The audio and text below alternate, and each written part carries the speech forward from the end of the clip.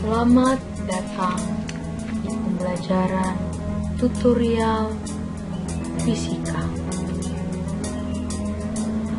Pembelajaran ini berbasis pembelajaran interaktif di mana bertujuan untuk memberi pengajaran kepada peserta didik secara mandiri, sehingga pendidik tidak perlu lagi bertatap muka langsung dengan peserta didik untuk menyampaikan materi ajaran.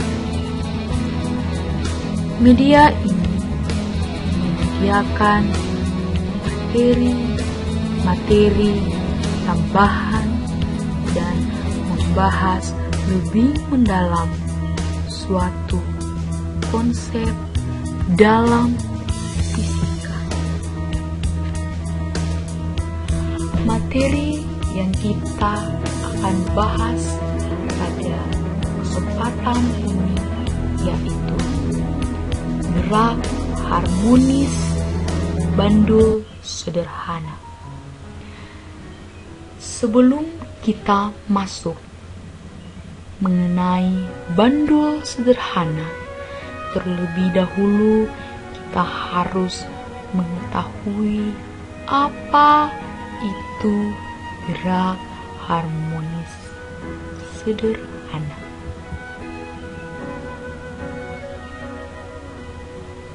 Apa itu gerak harmonis sederhana? Pasti kita semua bingung mengenai pertanyaan. Nah, untuk menjawab pertanyaan di atas, silahkan perhatikan tampilan berikut. Berikut ini merupakan contoh gerak harmonis sederhana. Sebuah bola yang melakukan gerak bolak-balik secara periodik. Dilihat bahwa bola ini melakukan gerak sinusoidal. Bola ini bergerak secara turun, naik, dan seterusnya. Nah, pertanyaan yang muncul,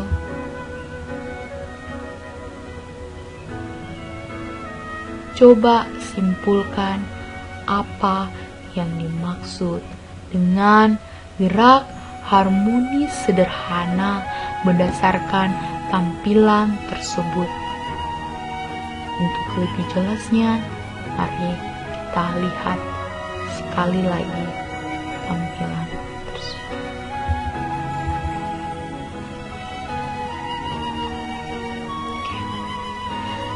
Coba perhatikan tampilan tersebut, kemudian jawab pertanyaan apa itu gerak harmonis sederhana berdasarkan tampilan ini.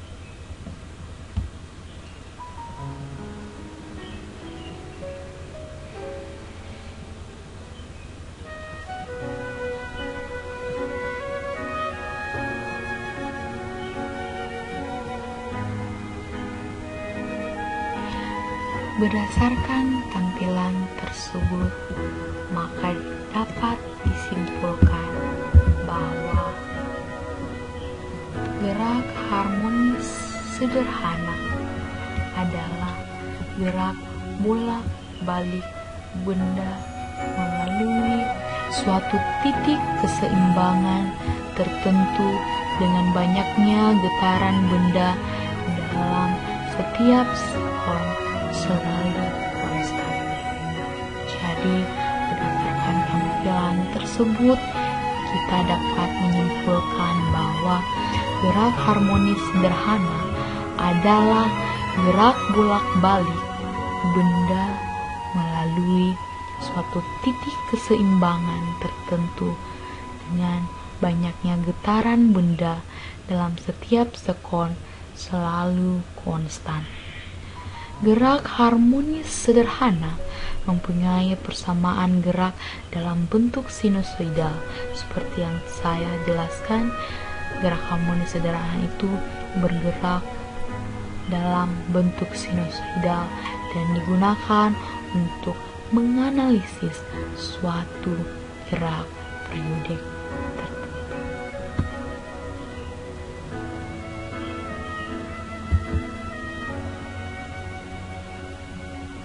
Berikut diberikan 3 benda.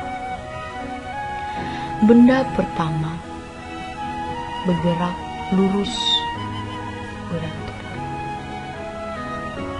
Benda kedua bergerak bolak-balik secara periodik. Bola ketiga,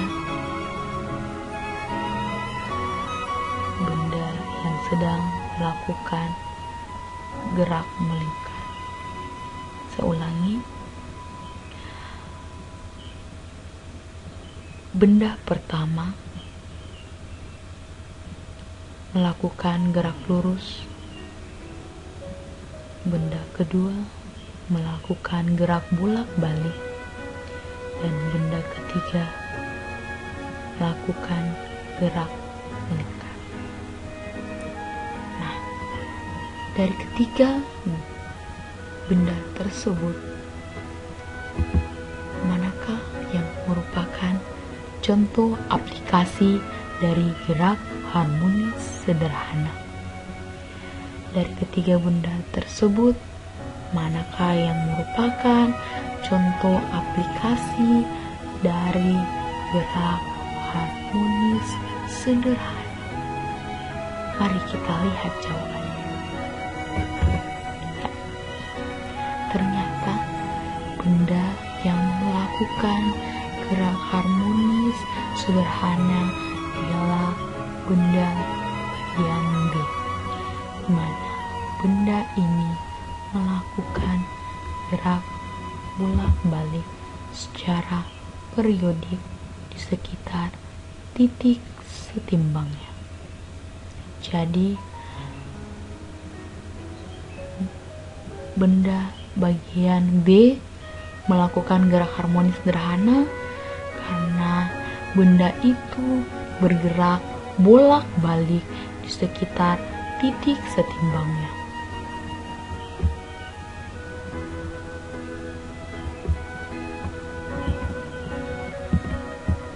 Getaran. Apa yang dimaksud dengan getaran? Coba kita pikir secara bersama-sama, apa itu getaran? Mungkin ada yang bingung. Nah, untuk menjawab pertanyaan tersebut, perhatikan gambar berikut. Berikut ditampilkan beberapa contoh benda yang melakukan getaran. Benda pertama merupakan sebuah simulasi bandul yang sedang bergerak bolak-balik dari kanan ke kiri menuju titik setimbang. Kemudian benda kedua merupakan gerak periodik dari sebuah pegas yang naik turun secara periodik. Dan yang ketiga merupakan getaran terdapat pada sebuah gendang yang sedang dipukul atau dimainkan. Nah, dari ketiga benda tersebut,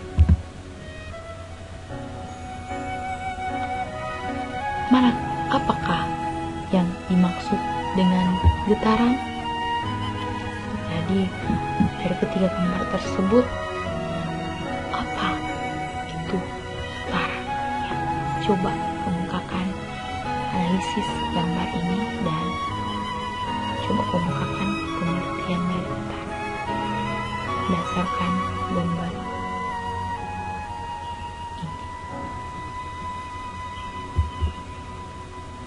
Untuk mengetahui jawabannya, mari kita klik icon ini. Klik.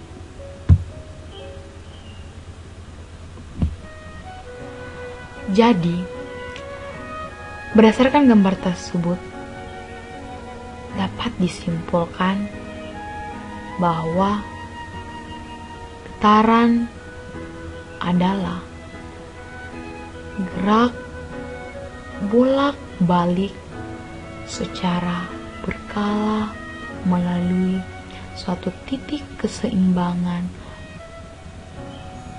Jadi, getaran adalah gerak bolak-balik secara berkala melalui suatu titik keseimbangan. Pada umumnya, setiap benda dapat melakukan getaran. Betul, semua benda melakukan getaran. Terus, pertanyaannya, kapan suatu benda dikatakan melakukan getaran? Kapan suatu benda dikatakan melakukan getaran?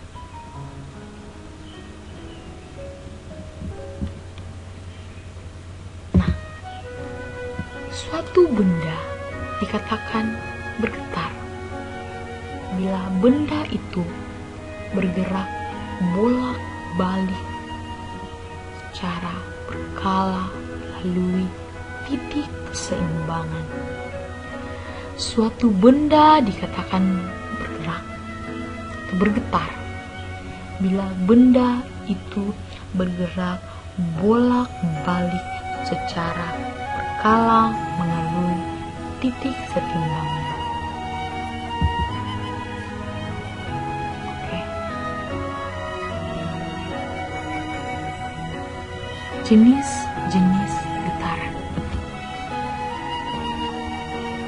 Apa sih jenis-jenis getaran itu?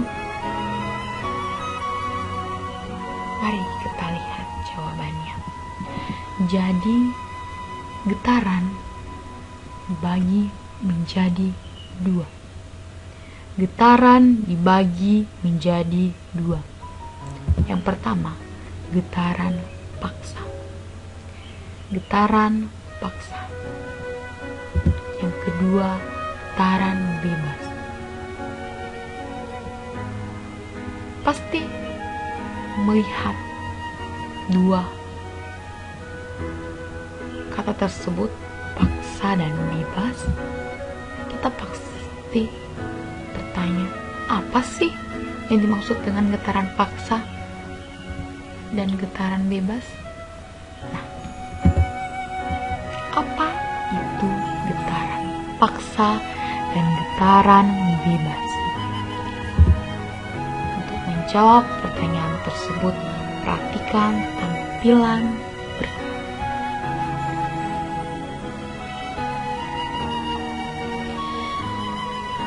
Pada gambar berikut, tampilkan sebuah getaran yang disebabkan oleh gempa bumi. Pohon-pohon di sekelilingnya tumbang dan di sekitar tempat tersebut terjadi getaran.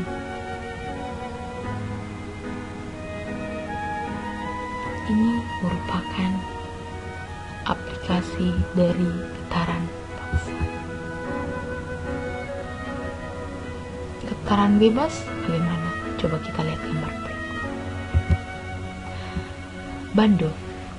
Bandul merupakan contoh dari getaran bebas. Bandul merupakan contoh dari getaran bebas. Apa? Karena bandul bergerak secara teratur, bergerak bolak secara perintik. Getaran bebas merupakan aplikasi dari Bandung. Berdasarkan gambar tersebut, pasti muncul pertanyaan, apa sih getaran paksa maupun getaran bebas secara definisi? Jadi, berdasarkan gambar tersebut, pasti kita ingin mengetahui apa pengertian dari getaran paksa dan getaran bebas. Mari kita lihat jawabannya. Untuk mengetahui jawabannya, mari kita klik ikon ini.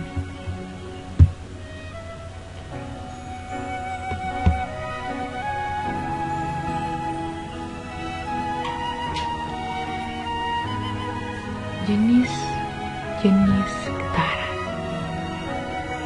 tadi sudah dipaparkan. Getaran itu terbagi menjadi dua, yaitu getaran bebas dan getaran paksa. Getaran bebas terjadi bila sistem mekanis dimulai dengan gaya awal, lalu dibiarkan bergetar secara bebas. Contohnya, getaran seperti ini adalah memukul garpu talam dan membiarkannya bergetar, atau bandul yang ditarik dari keadaan setimbang lalu dilepaskan, seperti gambar yang telah dipaparkan sebelumnya. Sedangkan getaran paksa terjadi bila gaya bolak-balik atau gerakannya diterapkan pada sistem mekanis. Jadi getaran ini terjadi secara paksa, di mana digerakkan pada sistem mekanis. Contohnya adalah getaran gedung pada saat gempa bumi. Untuk lebih jelasnya, mari kita lihat kembali tampilan tersebut.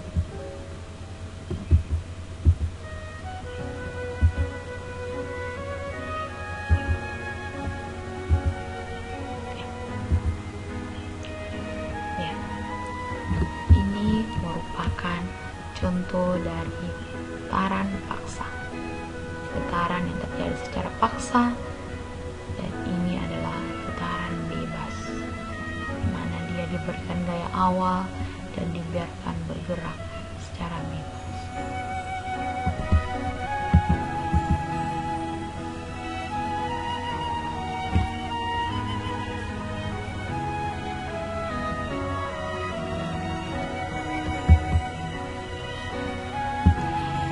Disebut apakah gambar di samping.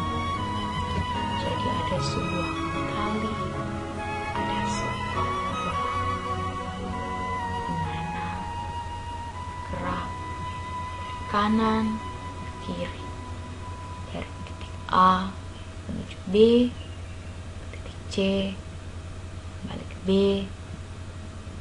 balik ke A. Sebut apakah gambar tersebut?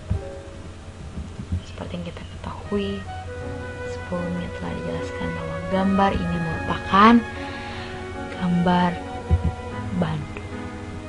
Jadi gambar atas merupakan sebuah contoh dari aplikasi Bandung.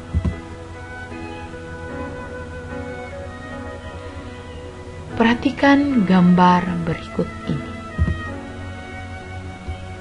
Perhatikan gambar ini.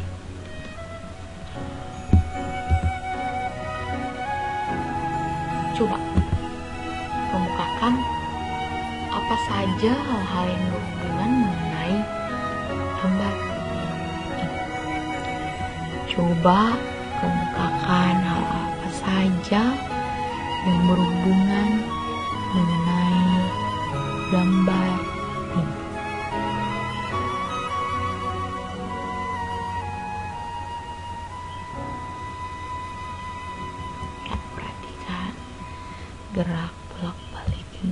Jadi pada gambar ini terdapat suatu tali yang di bawahnya digantungkan sebuah bola. Ya, coba kemukakan apa saja yang berhubungan dengan gambar ini. Tali terdapat bola.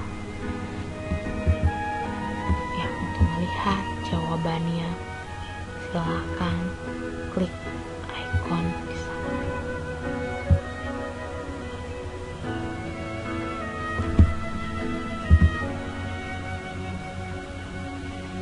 Bandul. Bandul berdasarkan gambar tersebut dapat disimpulkan bahwa bandul merupakan benda yang terikat pada sebuah tali dan dapat berayun secara bebas dan periodik. Jadi bandul adalah benda yang terikat pada sebuah tali dan dapat berayun secara periodik. Bandul sederhana terdiri dari seutas tali ringan dan sebuah bola kecil yang bermassa M yang digantungkan pada ujung tali. Gaya gesekan udara dapat diabaikan dan massa tali relatif kecil sehingga dapat diabaikan relatif terhadap bola.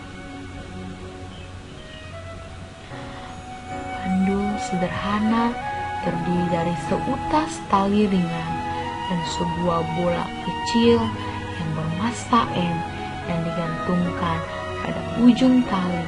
Gaya gesekan udara dapat diabaikan dan massa tali relatif kecil sehingga dapat juga diabaikan terhadap bola.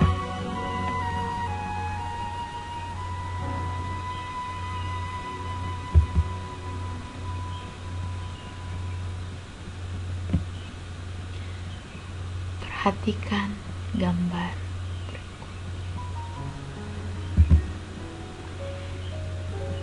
berikut merupakan sebuah gambar bandul, animasi bandul.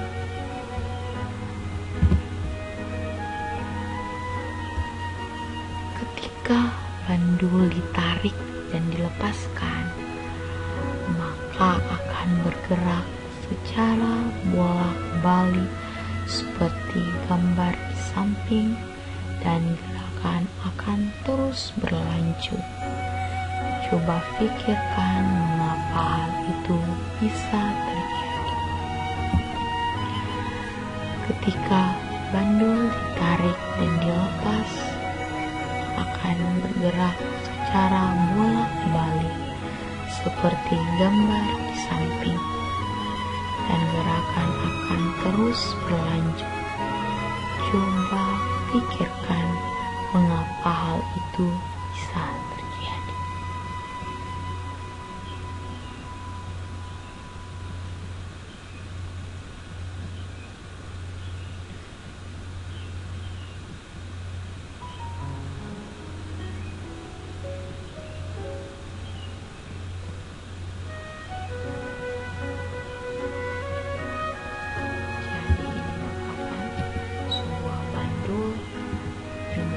Tarik, lepaskan, akan bergerak secara bolak-balik. Gerakannya itu akan terus berlanjut. Kenapa hal itu bisa terjadi? Untuk mengetahui jawabannya, mari kita klik ikon ini. Klik.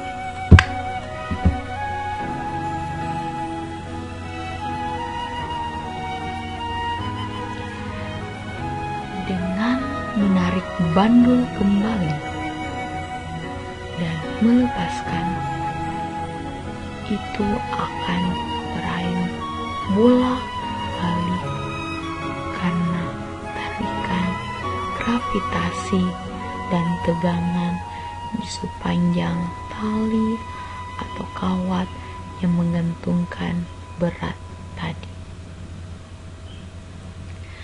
Gerakan ini terus berlanjut sebagai akibat adanya inersi.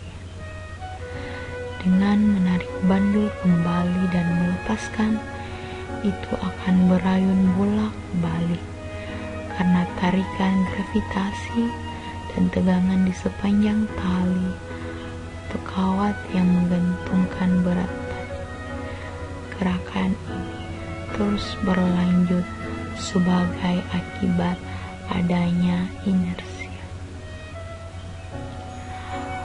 Menurut hukum dasar inersia, ketika benda dalam keadaan istirahat atau bergerak, ia akan terus dalam keadaan itu kecuali ditindaklanjuti oleh kekuatan eksternal. Dalam kasus bandul fisis,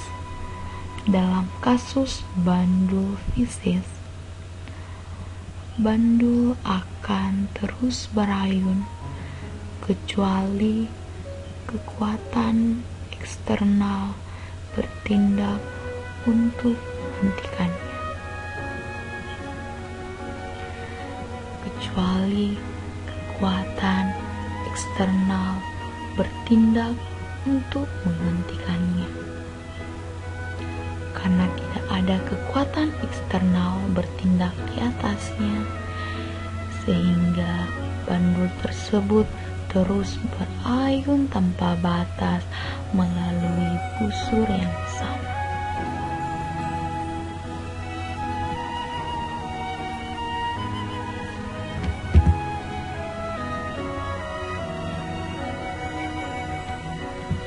Perhatikan gerakan bandul.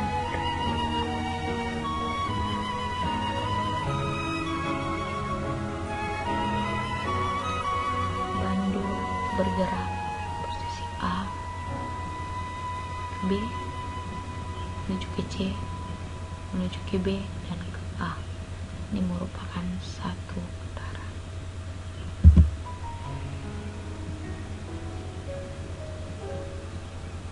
Apakah ada pengaruh hambatan udara dan gesekan udara dalam bergeraknya sebuah bandul?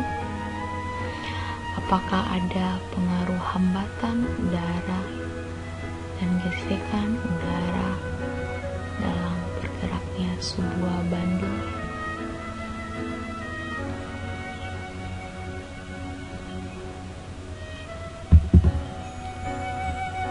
Untuk mengetahui jawaban dari pertanyaan itu, mari kita klik icon di samping.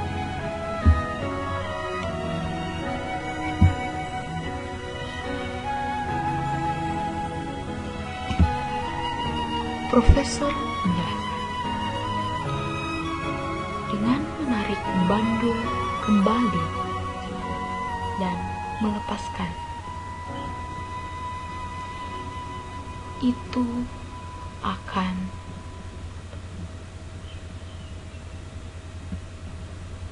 berayun bolak-balik.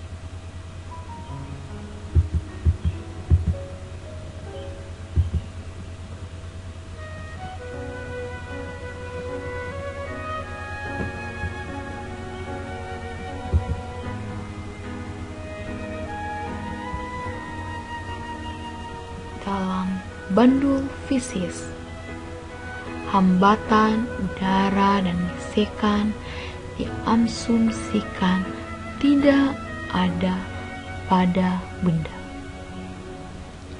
karena energi dari sistem bandul adalah kekal. Dikatakan memiliki gerak terus-menerus yang dapat dilanjutkan tanpa batas selama tidak ada energi yang hilang ke objek atau lingkungan lain. Jadi bandul ini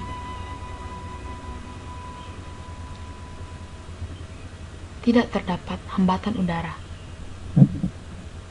Bukan maksudnya tidak terdapat hambatan udara secara realita, namun hambatan udara, gesekan dalam gerakan bandul secara berat ini diasumsikan tidak ada.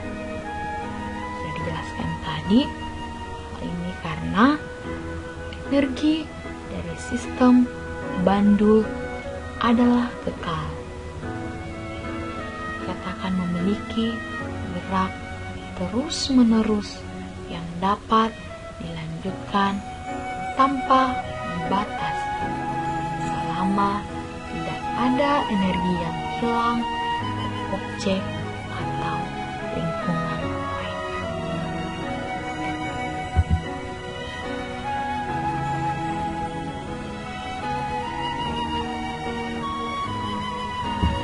Dari gambar di samping,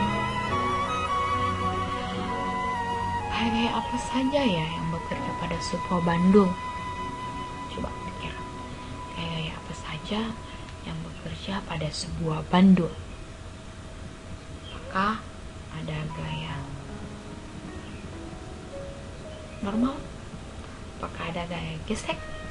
Apakah ada gaya gravitasi bumi? Atau apa? Ayo, kita pikir secara bersama-sama. Perhatikan gambar itu.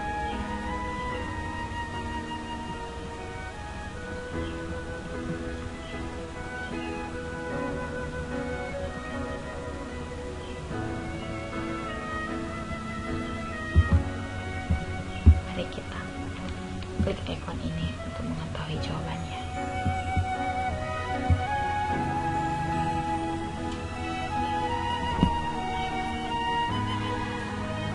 Berikut dipaparkan gaya-gaya yang bekerja pada bandul.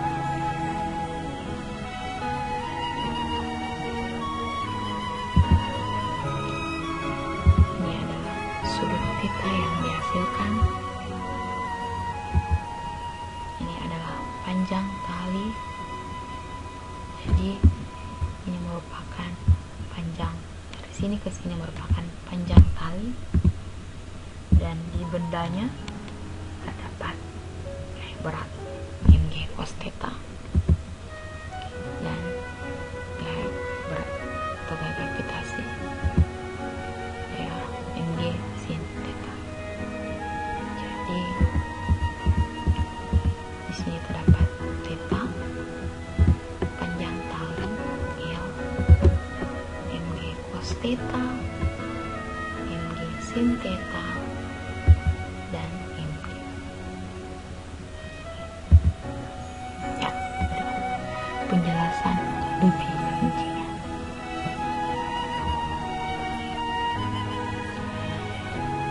Kita tinjau gaya-gaya pada masa M.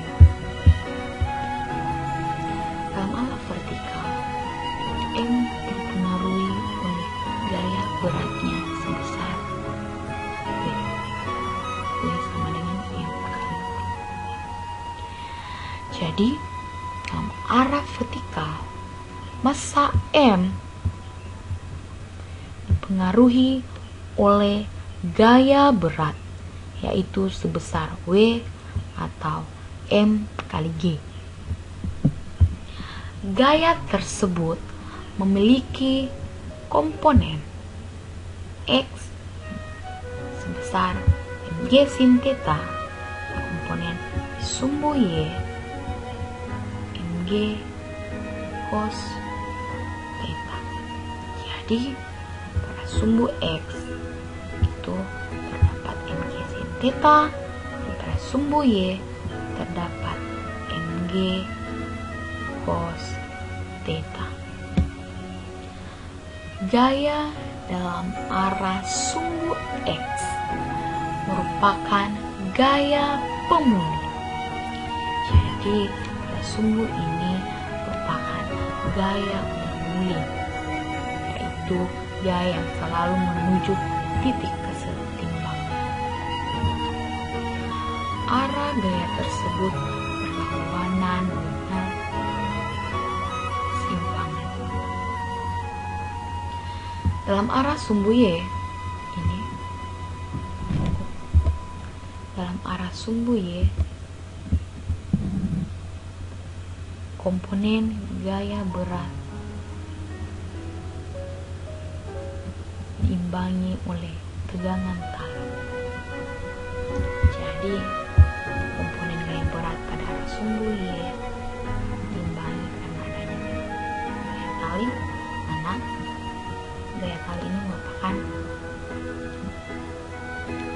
komponen yang berada pada sumbu Y, sehingga gaya dalam arah sumbu Y bernilai 0. Ya, jadi gaya pada sumbu Y itu bernilai 0 karena dia dipengaruhi oleh gaya yang terdapat pada tali. Jika sudut theta cukup kecil, maka nilai sinus mendekati nilai sudutnya. Artinya sin theta sebanding dengan theta.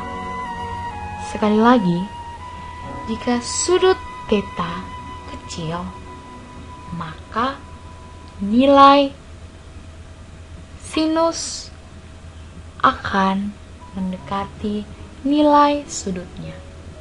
Dengan kata lain, bahwa sinus theta sebanding dengan theta. Ya. Jadi di sini merupakan gaya yang bekerja pada bandul. Kita ulang, gaya yang bekerja pada bandul itu ada banyak tali. Pada sumbu X itu ada mg sin theta, pada sumbu Y itu ada mg cos theta, dan mg cos theta ini diimbangi dengan adanya gaya yang terdapat pada tali. Dan selain itu, di sini terdapat ada vertikal, ada gaya berat yang disimbolkan W atau omega sama dengan M kali G.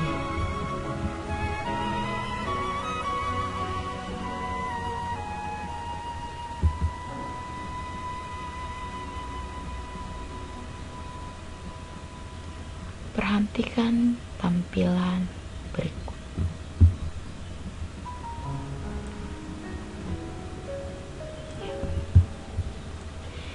Pada tampilan ini, bola atau bandul akan bergerak secara terus-menerus, dan lama-kelamaan dia akan diam.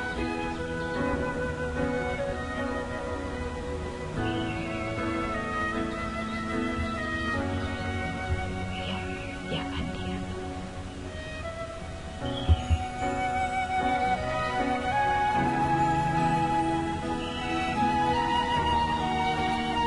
Dari tampilan tersebut, mula-mula bandul akan bergerak secara bolak-balik, dan pada akhirnya bandul tersebut akan berhenti secara perlahan-lahan dan kembali ke posisi semula. Mengapa hal tersebut dapat terjadi? Ya, mari kita lihat tampilannya sekali lagi.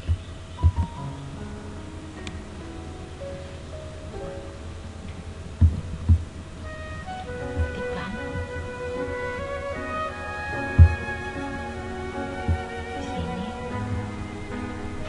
bandul akan bergerak secara periodik, dan lama-kelamaan dia akan diam. Artinya dia akan kembali posisi awal atau posisi setimbang.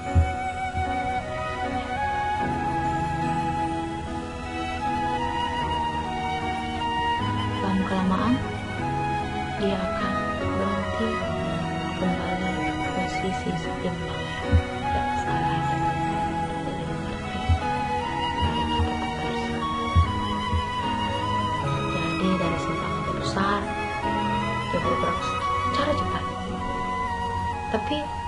kelamaan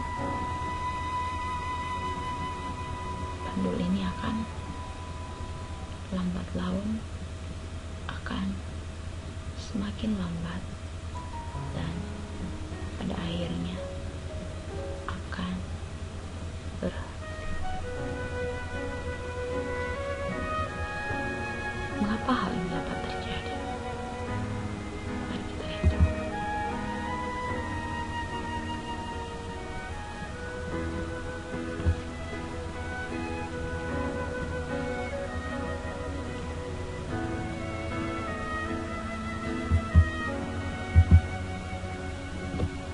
Hal ini dapat terjadi karena adanya gaya pemuli. Jadi, ketika bandul diberi simpangan terbesar, maka bandul tersebut akan bergerak secara cepat, secara bolak-balik. Tapi pada akhirnya lambat laun dia akan kembali diam. Hal ini karena adanya gaya pemuli. Adanya gaya pemuli. Pasti di pikiran teman, apa sih itu gaya pemuli? Ya, mari kita lihat. Oh, pusing. Apa itu gaya pemuli? Ayo, itu gaya pemuli ya. Gaya pemuli adalah gaya yang besarnya sebanding dengan simpangan dan selalu berlawanan arah dengan arah simpangan. Sekali lagi, gaya pemuli adalah gaya yang besarnya sebanding dengan simpangan dan selalu berlawanan arah dengan arah simpangan.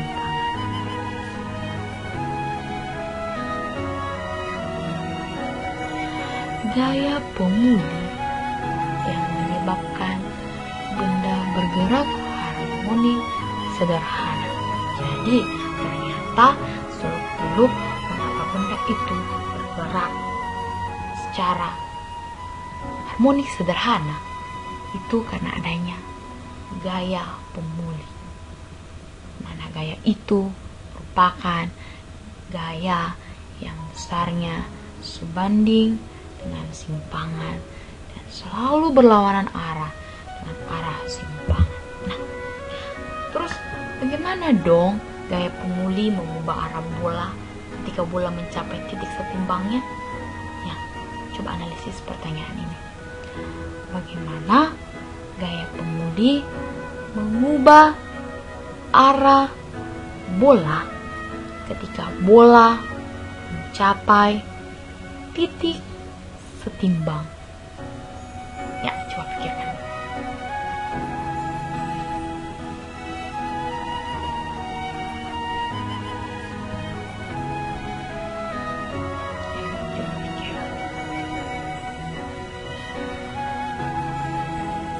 Mengetahuinya, langsung saja klik icon.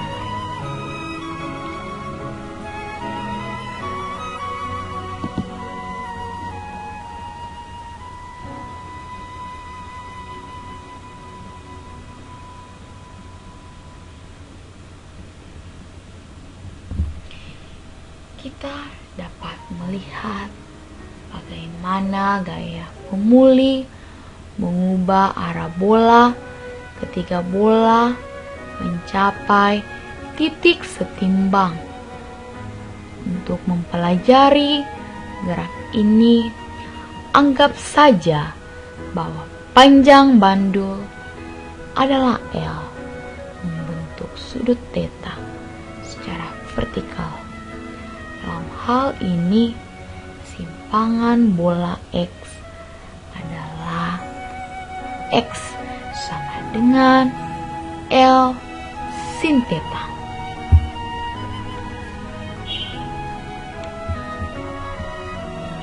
Ketika persamaan ini dimasukkan, gaya pemuli diperoleh.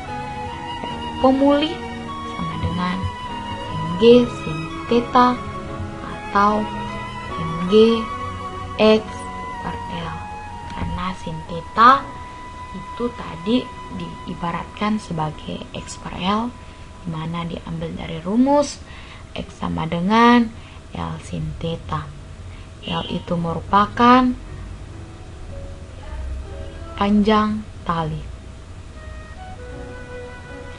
Gaya yang bekerja pada benda yang bergerak harmonik sederhana dapat dirumuskan sebagai F sama dengan mv kuadrat X.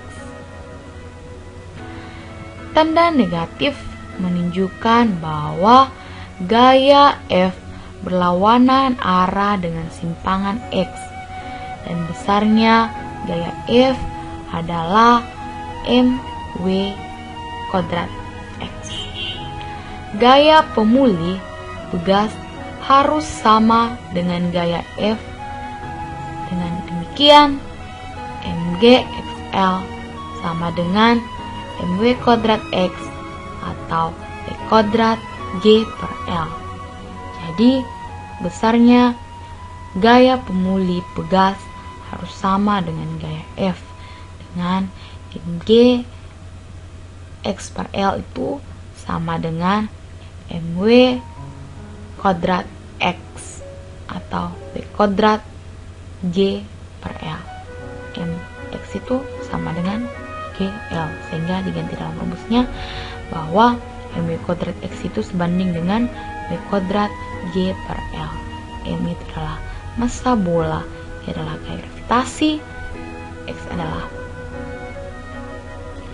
simpangannya, dan L adalah panjang tali. Jadi gaya pemulih itu dapat mengubah arah bola ketika bola mencapai titik setimbangnya. Ini yang harus dilihat untuk menghitung bagaimanakah itu gaya pemulih. Jadi masukkan ke dalam rumus.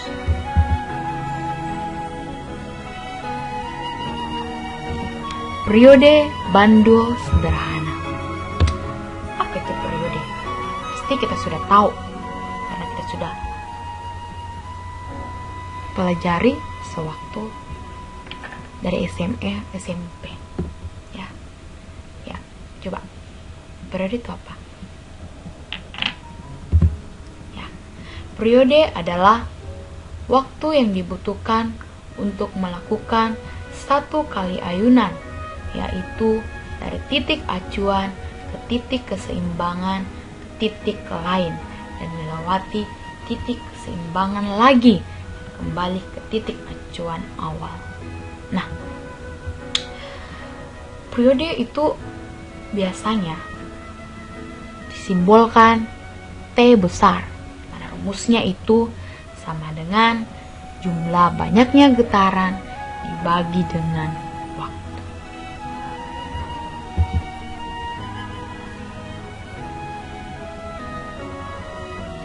Rumus periode pada Bandu. Ya, T sama dengan 2pi akar L per G. Nah, dari rumus tersebut, coba kemukakan bagaimana hubungan antara periode dan panjang tali. Ya, mari kita lihat. Periode bandil sebanding dengan akar kuadrat panjang tali. Periode bandul sebanding dengan akar kuadrat panjang tali. Apakah iya? Jadi bingung? Ya, untuk masih bingung ya? Untuk lebih jelasnya kita ke ahlinya yuk. Mari klik icon di samping.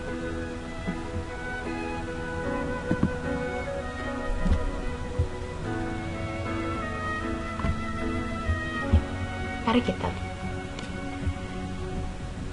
Mari kita jawab melalui tampilan. Nah, teman-teman pernah mempelajari fenomena tentang gerak harmonis. Nah, tentunya teman-teman pernah dong menemukan satu rumusan yang menyatakan bahwa periode sama dengan 2pi dikalikan dengan akar dari L per G, di mana L menyatakan panjang tali dari sebuah pendulum yang bergerak secara harmonis, dan G adalah percepatan gravitasi bumi. Nah, kita akan coba membuktikan tidak secara matematis tapi secara eksperimental, teman-teman. Membuktikan bahwa ternyata untuk tali yang panjang teman-teman akan membuat periode si pendulum ini menjadi sangat besar dibandingkan tali yang lebih pendek ini, teman-teman. Nah, teman-teman tentu tahu dong definisi satu periode itu apa. Nah, satu periode merupakan waktu di mana si pendulum ini akan membuat satu gerakan harmonis, satu getaran penuh, teman-teman. Nah, dari rumusan tersebut menyatakan bahwa untuk panjang L yang lebih pendek itu akan memiliki periode yang lebih kecil. Kita akan buktikan, teman-teman. Kita praktekkan, kita simpangkan. Teman-teman perhatikan, teman-teman harus hati-hati dan pastikan sudut simpangannya sama untuk kedua pendulum ini. Kesimpangan ya, 1, 2, 3. Nah, teman-teman bisa lihat ternyata tali yang lebih pendek ini bergerak lebih cepat. Dengan kata lain, periodenya singkat, teman-teman. Sekali lagi ya, saya perlihatkan dari samping. Kita coba simpangkan. Hati-hati, teman-teman. Ya. Nah, teman-teman lihat kan, pergerakan dari bandul yang memiliki tali lebih pendek lebih cepat dibandingkan tali yang lebih panjang. Nah, kita tidak perlu menggunakan banyak matematika yang bikin kita pusing, tapi kita bisa juga mempelajarinya dengan cara eksperimental seperti ini, teman-teman. Memahaminya bahwa periode bergantung dari panjang tali, dan makin panjang sebuah tali dari satu buah pendulum akan membuat periodenya menjadi semakin besar. Nah, mudah bukan, teman-teman, untuk memahami fenomena ini? Nah, oleh karena itu tetap saksikan video-video dari kucingfisika.com. Terima kasih, Pak.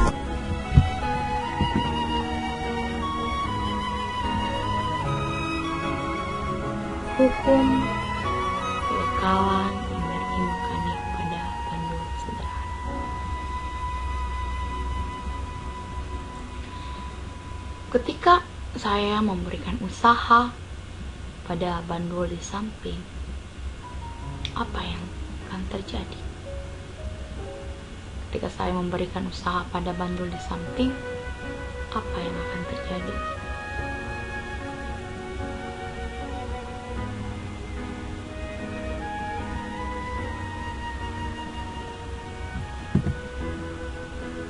Yang akan terjadi itu adalah ada perubahan energi. Perubahan energi yang menyebabkan bandul itu tersimpan dalam bentuk energi lain. Bandul tersimpan dalam bentuk energi lain. Energi apa itu?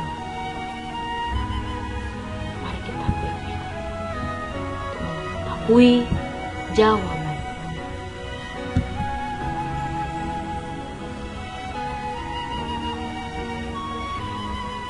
Energi yang dimaksud adalah energi potensial, energi kinetik.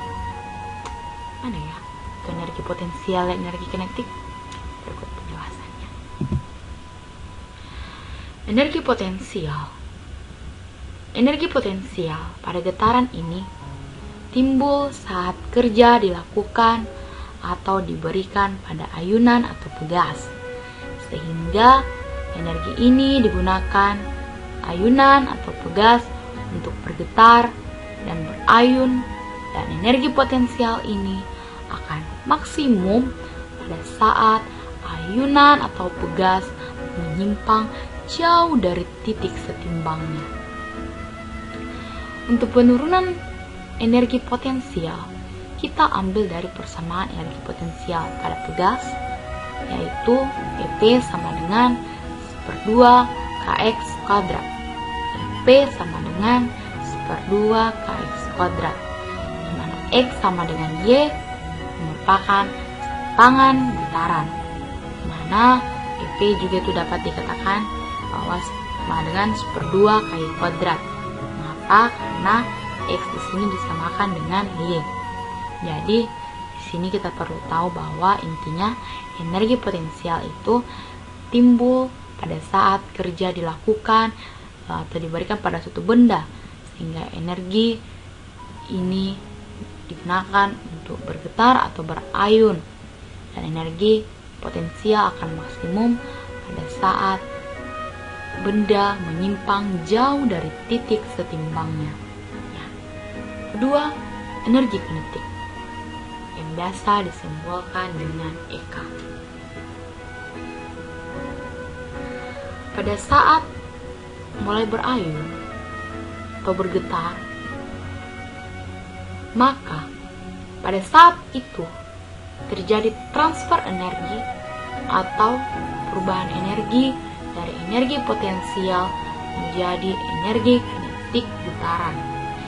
Energi kinetik ini akan maksimum pada saat berada di titik setimbangnya atau pada saat simpangan minimum atau nol. Sedangkan besarnya energi kinetik getaran dapat diturunkan dari energi kinetik translasi. Nah, berikut adalah penurunannya. K sama dengan 1/2 V kuadrat. K itu sama dengan 1/2 M. Nah, V ini sama dengan 2 pi A T cos theta.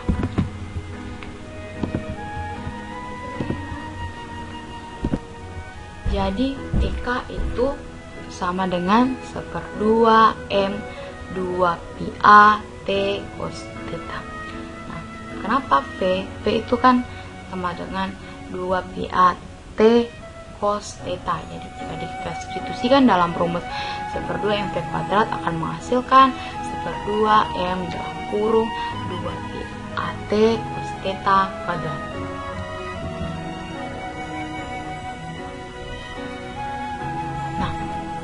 Gimana sih aplikasi dari energi potensial dan kinetik pada gerakan sebuah bandul? Ayo kita berpikir bersama-sama bagaimana aplikasi dari energi potensial dan kinetik pada gerakan sebuah bandul. Ya. Pada kasus ini dapat terlihat perubahan antara energi kinetik dan energi potensial pada bandul.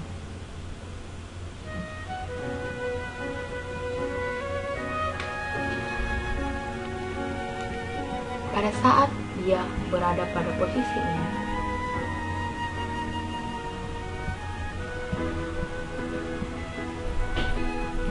maksimum berarti dia energi potensialnya yang besar. Dan pada saat dia kembali ke posisi setimbang, maka energi kinetiknya yang besar ya. Dia posisi di sini energi potensial yang besar. Pada saat dia kembali ke sini energi kinetik yang besar. Pada saat dia mencapai maksimum energi potensialnya yang besar. Energi potensial, kemudian pas ke sini dia itu energi kinetik, dan pas ke sini dia itu energi potensial. Ya, jadi kita ulang.